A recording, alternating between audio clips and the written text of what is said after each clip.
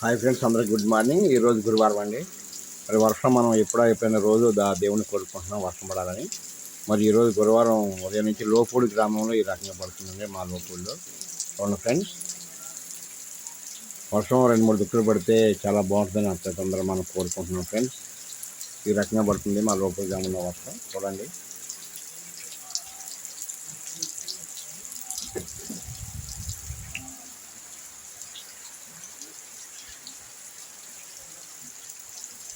Okay friends, వర్షం 2-3 దుక్కులు వర్షం పడి మరి గ్రామంలో ఉన్నటువంటి చెరువులన్నీ నిండితే మరి గేదెలకి, గొర్రెలకి, ఆవులకి నీళ్ళు ఉంటాయండి.